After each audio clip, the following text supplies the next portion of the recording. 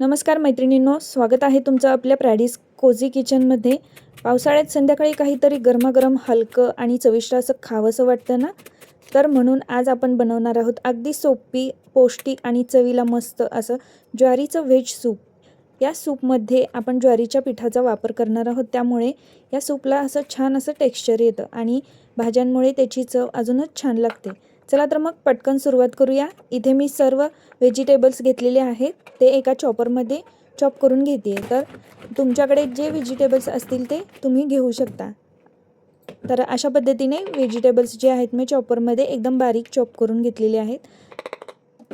यानंतर लागतं ते अद्रक आणि लसूण, तर इथे ते पण मी बारीक एकदम चॉप करून घेतलेलं आहे। सूपमध्ये सर्वात महत्त्वाचा इन्ग्रेडियंट आहे तो अद्रक आणि लसूण, तर त्याशिवाय सूपला जास्त छान अशी टेस्ट येत नाही। तर अद्रक लसूण जेवढा आपण भरपूर वापरेल तेवढा सूप एक छान बनतं, टेस्टी बनतं।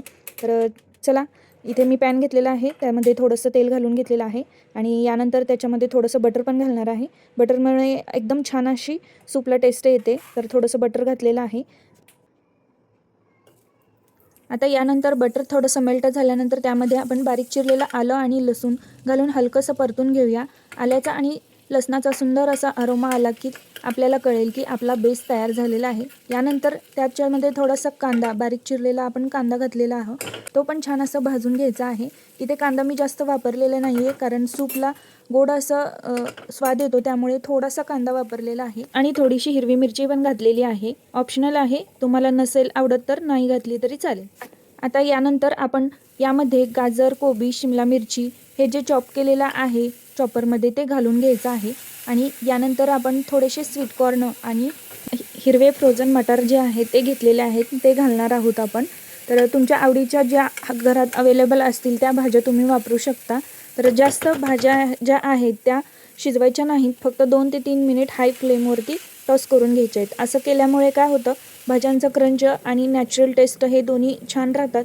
आता यामध्ये आपण थोडीशी काळी मिरी आणि हिंग घालणार आहोत। हिंग जे आहे ते पचनासाठी खूप चांगलं असतं, त्यामुळे अशा पावसाळी वातावरणात आपली पचनक्रिया मंदावते, त्याच्यामुळे हिंग थोडंसं मी सूपमध्ये इथे वापरलेलं आहे। यानंतर 1 ते 1.5 ग्लास गरम पाणी घालणार आहोत, किंवा तुमच्याकडे जर व्हेजिटेबल स्टॉक असेल किंवा तुम्ही बनवला असेल तर तो पण घातला तरी चालेल। आणि आता छान असं 1 ते 1.5 ग्लास आपण गरम पाणी घातलेलं आहे, तर छान असं याला उकळी येऊन द्यायची आहे। वरून चवीनुसार मीठ घातलेलं आहे आणि बारीक चिरलेली कोथिंबीर घातलेली आहे थोडीशी। तर यानंतर आपण जे सूप आहे ते थोडंसं उकळून देणार आहोत। तोपर्यंत इकडं एका छोट्या बाउलमध्ये आपण 2 ते 3 चमचे ज्वारीचं पीठ घेऊया, त्यामध्ये थोडंसं गरम पाणी घालून अगदी स्मूथ स्लरी तयार करून घेऊया। गुठळ्या राहणार नाहीत याची काळजी घ्यायची। ही स्लरी जी आहे ती आपण सूपला थिकनेस येण्यासाठी वापरणार आहोत। आता आपली स्लरी तयार झालेली आहे। ज्वारीची स्लरी एकदम छान नीट स्टर करून घेऊन ती हळूहळू सूपमध्ये घालत राहायची आहे आणि ते सूप जे आहे ते सतत ढवळत राहायचं आहे। हे करताना फ्लेम एकदम मीडियम ठेवायची आहे। ज्वारीचं पीठ सूपला हळूहळू छान थिकनेस देईल। आता हे सूप साधारण 3 ते 4 मिनिट शिजून द्यायचं आहे। त्यामध्ये मध्ये मध्येच जरा हलवत राहायचं आहे आणि तुम्हाला जर सूपची थिकनेस जास्त हवी असेल तर अजून स्लरी तुम्ही वापरू शकता। तर आता बघा, आपलं गरमागरम क्रीमी डिलिशियस असं ज्वारीचं सूप अगदी तयार झालेलं आहे। तर छान असं वरून बारीक चिरलेली कोथिंबीर किंवा बारीक चिरलेली कांद्याची पात घालून आणि थोडेसे फ्रेश असे तुम्ही याला मिक्स हर्ब्सवर घालू शकता, किंवा नसेल तर तुमच्याकडे काळी मिरी पूड असेल तर ती पण तुम्ही स्प्रिंकल करू शकता।